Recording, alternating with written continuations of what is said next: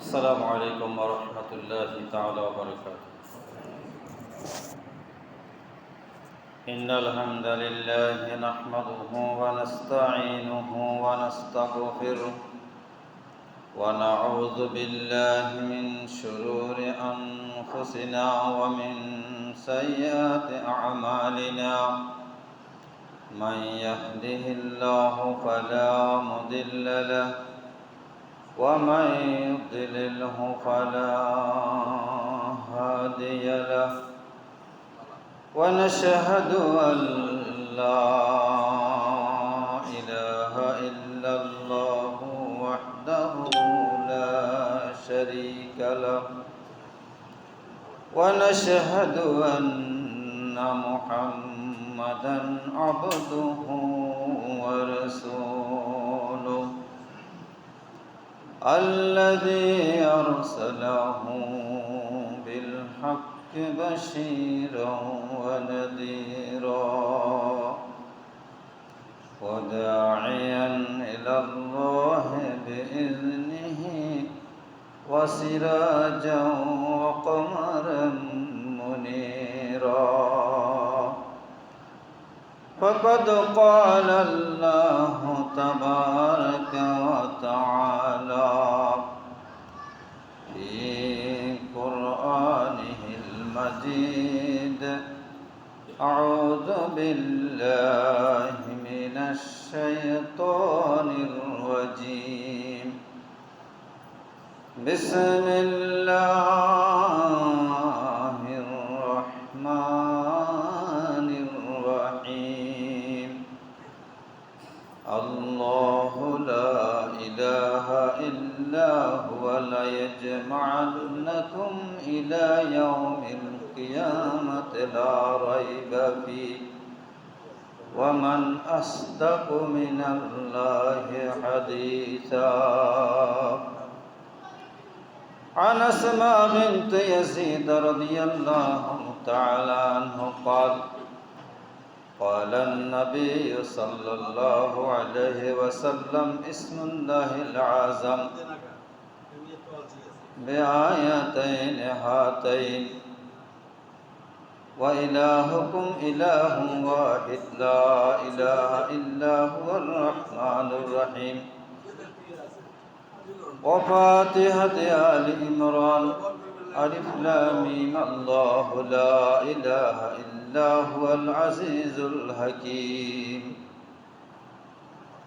إن الله وملائكته يصلون على النبي يا أيها الذين آمنوا صلوا عليه وسلموا تسليما. صلى الله على سيدنا محمد وآله وأصحابه وسلم. بلغ العلا بكماله كشف الدجى بجماله حسنت جميع خصاله. صلوا عليه وآله. মুহতারাম ওয়াল মুআজ্জাজ, সালাতুল জুমাদের জন্য আগত সম্মানিত শিরোয়াবাসী, মহান আল্লাহ সুবহানাহু ওয়া তাআলার আলিশান দরবারে অসংখ্য সশ্রদ্ধ শকর ও সুজুদ জ্ঞাপন করছি। সালাত এবং সালাম প্রেরণ করছি অসংখ্য পরিমাণে নবী আরবি মুহাম্মদ রাসূলুল্লাহ সাল্লাল্লাহু আলাইহি সাল্লামের রওদাতুল আতহার সোনার মদিনায়। আজকের পবিত্র জুমার দিবসে সালাতুল জুমাদের পূর্ব আলোচনার অংশ হিসাবে মহান আল্লাহ সুবহানাহু ওয়া তাআলার আখিরি কালাম কালামে রব্বির সূরাতুন নিসার একটি আয়াত তেলাওয়াত করেছে, আয়াত নং 27, এবং রাসূল করিম সাল্লাল্লাহু আলাইহি সাল্লামের অসংখ্য হাদিস থেকে একটি হাদিস করেছি, যে হাদিসটা তিরমিজি, আবু দাউদ, ইবনে মাজাহ তিন কিতাবে আছে। আমি তিরমিজির এবারটা পড়েছি আপনাদের সামনে। আজকের আলোচনার মূল বিষয় হবে মারিফত। মারিফত মানে মারিফাতুল্লাহ, আল্লাহর পরিচয় সম্পর্কে। ইসলামী শরিয়তে বিশেষ করে বিভিন্ন দরবারে এই শব্দগুলো বেশি পরিচিত। হাকিকত, শরিয়ত, তরিকত, মারিফত, কি ঠিক না? মারিফত বলতে মূলত আল্লাহর পরিচয়। মহান আল্লাহ সুবহানাহু ওয়া তাআলার জাতে পাকের, আল্লাহ রাব্বুল ইজ্জত ওয়াল জালালের সিফাতের, আল্লাহ সুবহানাহু ওয়া তাআলার কুদরতের, আল্লাহ তাআলার রহমতের, মাগফিরাতের, নাজাতের, আল্লাহ সুবহানাহু ওয়া তাআলার ক্ষমতার, দাপটের, ইজ্জতের যেই পরিচয়, সেটার নাম মূলত মারিফত। আমি আমার ক্ষুদ্র জ্ঞানে যা বুঝি, আল্লাহ তাআলার কুদরতের আলোচনা বাদ দিয়ে কোনো মারিফত হতে পারে না। আর মারিফতকে বাদ দিয়ে কোনো শরীয়ত, হাকিকা এবং তরিকতের উৎপত্তিও হওয়া সম্ভব নয়। সম্মানিত ভাইসব, আমরা আল্লাহ সুবহানাহু ওয়া তাআলার বান্দা। আমাদের মালিককে, শ্রমিক যদি তার মালিক সম্পর্কে সঠিক ধারণা না রাখে, কর্মচারী যদি তার কর্মকর্তার দাফট, ক্ষমতা অথবা করুণা সম্পর্কে সঠিক ধারণা না রাখতে পারে, ওই বান্দা তার মালিকের সাথে, কর্মচারী কর্মকর্তার সাথে, শ্রমিক তার মালিকের সাথে সঠিক আচরণবিধি এবং চাকরিবিধি সুরক্ষা করতে পারবে না। কি কথা ঠিক কিনা? আমাদের সাথে আল্লাহর কোনো মালিক শ্রমিকের সম্পর্ক নয়, কর্মকর্তা কর্মচারীর সম্পর্ক নয়। আমাদের সাথে আল্লাহ সমুদ্র মালিক এবং গোলামের। আমরা এমন এক মালিকের গোলাম যিনি আমাদের মালিক। কুল আউযু বিরাব্বিন নাস, মালিকিন নাস। মানুষের মালিক কে? আল্লাহ। সম্মানিত ভাইসব, বান্দা যদি আল্লাহ সুবহানাহু ওয়া তাআলার কুদরত সম্পর্কে বিন্দুমাত্র ধারণা লাভ করতে পারে, তাহলে বান্দা নাফরমান হতে পারে না। কাইফা তাকফুরুনা বিল্লাহি ওয়া কুনতুম আমওয়াতান ফাআহইয়াকুম সুম্মা ইউমীতুকুম সুম্মা ইউহয়ীকুম সুম্মা ইলাইহি তুরজাউন। আল্লাহ তাআলা বলছেন, বান্দা তুমি কিভাবে আল্লাহর সাথে অকৃতজ্ঞ আচরণ করছো, অথচ সেই আল্লাহ তোমাকে সৃষ্টি করেছেন, তোমাকে জীবন দান করেছেন, আবার তোমাকে মৃত্যু দান করবেন, এবং কি সর্বশেষ তোমাকে তার কাছে ফিরে যেতে হবে। তুমি যদি তোমার মালিকের সাথে অসৎ আচরণ করো, তোমার যদি ইহকালীন জীবনের এসিয়ার বেড হয়, তা তোমাকে যখন আল্লাহ তার কাছে ফিরে যেতে হবে, ফিরে গেলে তোমার পরিণতি কি ভালো হবে না? হাল আতা আলাল ইনসানি হিনুম মিনাদ দাহরি লাম ইয়াকুন শাইয়্যাম মাযকুরা।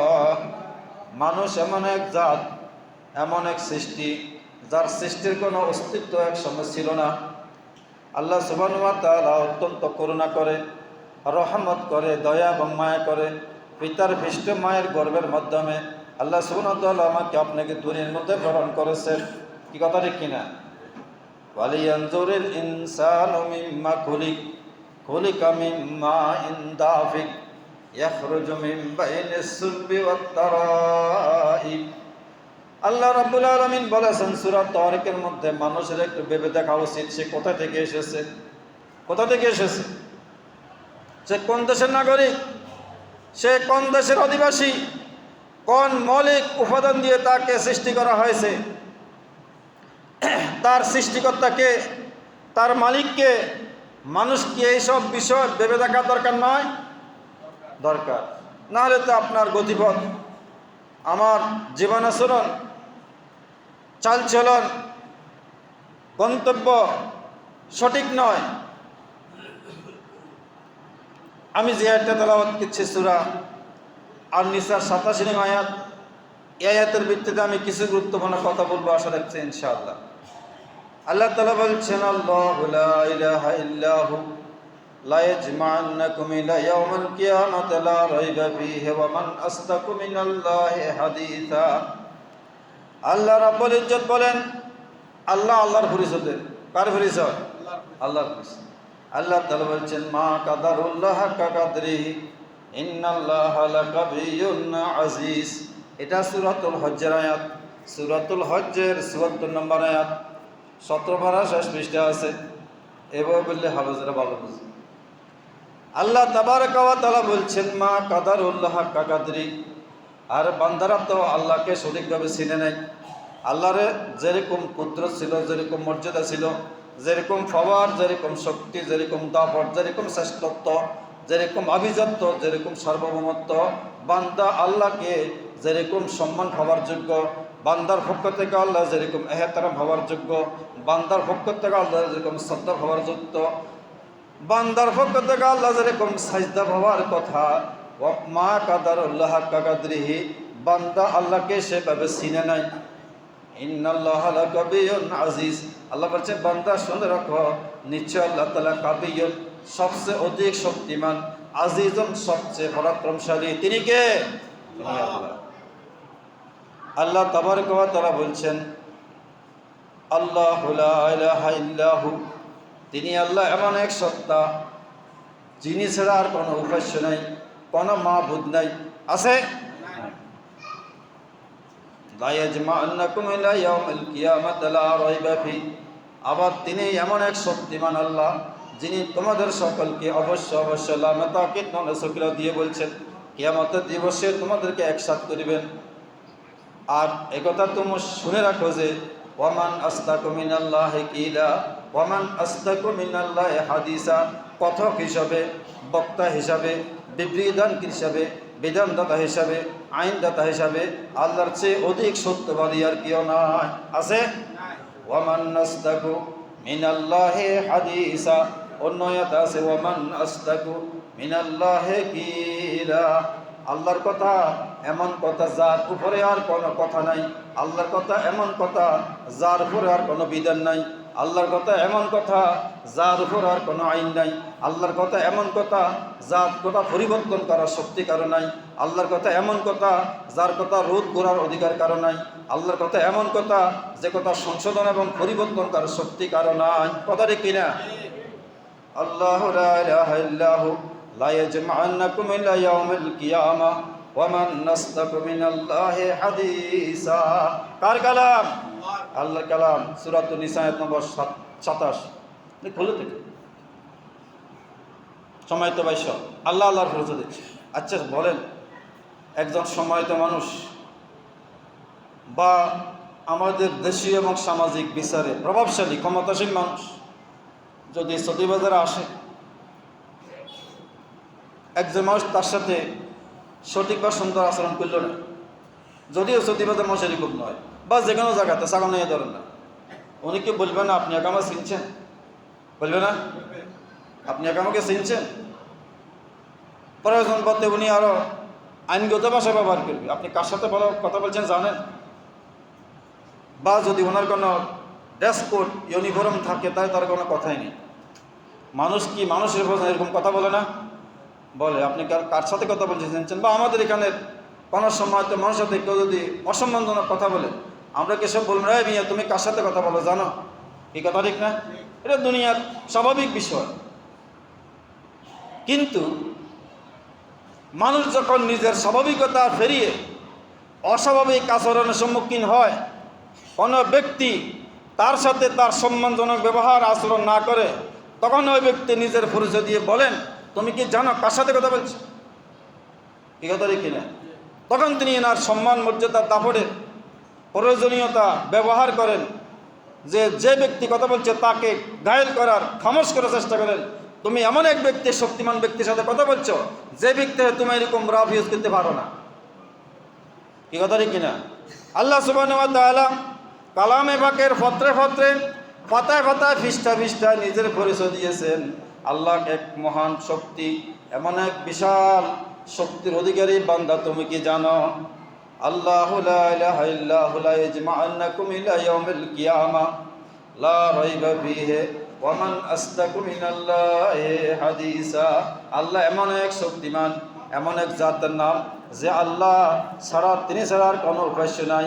তিনি তোমাকে কিয়ামতের দিবসে অবশ্যই হাজির করবেন। এবং তুমি একথা জেনে রাখো যে আল্লাহর চেয়ে কথার মধ্যে অধিক সত্যবাদী আর কেউ নাই। আল্লাহর কথা কি প্রত্যেকের কঠিন? নাউজুবিল্লাহ। এটা কি এমন কথা বছরে কয়েকবার পরিবর্তন হয়? কাতিয়াস সুবুত, কাতিয়াদ দালালা। মুস্তামবিদ উলামায়ে কেরাম বলেছেন, আল্লাহ তাআলার প্রত্যেকটা কথা কাতি অকাট্য। দুনিয়ার কোনো মানুষের সমাবেশের মাধ্যমে, দুনিয়ার কোনো মানুষের ঐক্যমতের ভিত্তিতে, দুনিয়ার কোনো মানুষের মতামতের ভিত্তিতে সারা দুনিয়ার সকল মানুষ, সকল নবী রাসূল, ফেরেশতা, আইনবেত্তা একসাথ হলেও আল্লাহ সুবহানাহু ওয়া তাআলার কোনো কালামের কোনো পরিবর্তন সংস্কার সংশোধন করা সম্ভব নয়। এই কথা ঠিক কিনা? মনে কষ্ট স্যার? তিনি এমন এক সত্তা, কিয়ামত পর্যন্ত আগত মানবতার মনুষ্যত্বের জন্য মানুষের সকল কল্যাণের সকল বিধান আল্লাহ সুবহানাহু ওয়া তাআলা কালামে পাকের মধ্যে এমনভাবে নির্দেশ দিয়েছেন, কালাম নাজিল করেছেন। গরিব, দুঃখী, অসহায়, দরিদ্র, অর্থশালী, বিত্তশালী, প্রভাবশালী, শিল্পপতি, আলেম, ওলামা, পীর, মাশায়েখ, সমাজবী মানুষ, খেটে খাওয়া মানুষ, সকল মানুষের যত অধিকার এবং কল্যাণ দরকার আল্লাহ সুবহানাহু ওয়া তাআলা কিয়ামত পর্যন্ত আগত সকল মানুষের সকল কল্যাণের সকল বিধান আল্লাহ তাআলা কোরআনের মধ্যে দিয়েছেন। এই বিশ্বাস হয়? বিশ্বাস করতে হবে, না হলে আপনার নামাজ পড়তে দরকার নেই। আসুন, আল্লাহ সুবহানাহু ওয়া তাআলা বলেছেন, ওয়া ইলাহুকুম ইলাহুন ওয়াহিদ লা ইলাহা ইল্লা হুয়ার রহমানুর রহিম। হযরত আদম আলাইহিস সালাম থেকে শুরু করে মুহাম্মদুর নবী সাল্লাল্লাহু আলাইহি সাল্লাম পর্যন্ত 1 লাখ মতান্তরে 2,24,000 নবী এবং রাসূল দুনিয়ার মধ্যে আগমন করেছেন নিজের পরিচয় দেওয়ার জন্য নয়, আল্লাহর পরিচয় দেওয়ার জন্য। কার পরিচয়? ইয়া কওমি ইবুদুল্লাহ মা লাকুম মিন ইলাহিন গায়রু। কোরআন মাজিদের সকল অধিকাংশ সূরার মধ্যে আছে, সূরা আরাফের মধ্যে আছে, ইয়া কওমি ইবুদুল্লাহ, হে আমার জাতি শুনে রাখো, আল্লাহ ছাড়া আর কোনো উপাস্য নাই। আছে? নাই। ওয়া ইলাহুকুম ইলাহুন ওয়াহিদ লা ইলাহা ইল্লা হুয়ার রহমানুর রহিম। সূরা আল বাকারার 163 নং আয়াত আল্লাহ তাআলা বলছেন, বান্দারা শুনে রাখো, ওয়া ইলাহুকুম ইলাহুন ওয়াহিদ, তিনি এমন এক ইলাহ, এমন এক উপাস্য, এমন এক সত্তা, তিনি ছাড়া আর কোনো ইলাহ নেই। লা ইলাহা ইল্লা হুয়ার রহমানুর রহিম, তিনি হচ্ছেন রহমান, তিনি হচ্ছেন রহিম। তিনি কে? রহমান, এমন অসীম দয়ালু, অসীম মেহেরবান, তার মতো দয়াবান, তার মতো মেহেরবান আর কেহ হইতে পারে না। এই আয়াতের তাফসীরের মধ্যে একটা হাদিস তিন রওয়ায়াতে এনেছেন। একটা হাদিস আছে তিরমিজি শরীফে, হাদিস নাম্বার 3478। একটা হাদিস আছে আবু দাউদ শরীফে, হাদিস নাম্বার 1496। একটা হাদিস আছে ইবনে মাজাহ, হাদিস নাম্বার 3855। আন আসমা বিনতে ইয়াজিদা রাদিয়াল্লাহু তাআলা আনহা قالت قال النبي صلى الله عليه وسلم إن اسم العظم اسم الله العظم بآيتين هاتين وإلهكم إله واحد لا إله إلا هو الرحمن الرحيم وفاتحة آل عمران ألف لام ميم الله لا إله إلا هو الحي القيوم। হযরতে আসমা বিনতে ইয়াজিদ রাদিয়াল্লাহু তাআলা আনহা বলছেন, নবী মুহাম্মদ রাসূলুল্লাহ সাল্লাল্লাহু আলাইহি ওয়াসাল্লাম বলেছেন, ইন্না আসমা ইল্লাহিল আযম, মহান আল্লাহ তাআলার যে ইসমে আযম, মহান আল্লাহর যে বিশাল নাম, মহান আল্লাহর যে মহান নাম, এই ইসমে আযম সমূহ এই দুটি আয়াতের মধ্যে আছে। সেই দুটি আয়াতের একটি আয়াত মুফাসসিরিন কিরাম বলেছেন, ওয়া ইলাহুকুম ইলাহুন ওয়াহিদ লা ইলাহা ইল্লা হুয়ার রহমানুর রহিম আলিফ লাম মিম আল্লাহু লা ইলাহা ইল্লা হুয়াল হাইয়ুল কাইয়্যুম। সূরা আল বাকারার 163 আয়াত এবং সূরা আল ইমরানের হাদিস বলছে ফাতিহাতে সূরাতে আল ইমরান, সূরা আল ইমরানের শুরুতে যে আয়াতটা আছে আলিফ লাম মিম আল্লাহু লা ইলাহা ইল্লা হুয়াল হাইয়ুল কাইয়্যুম, রাসূল আকরাম সাল্লাল্লাহু আলাইহি ওয়াসাল্লাম বলছেন এই দুইটা আয়াত হচ্ছে ইসমুল আযম। কি কথা বুঝতে পারছি?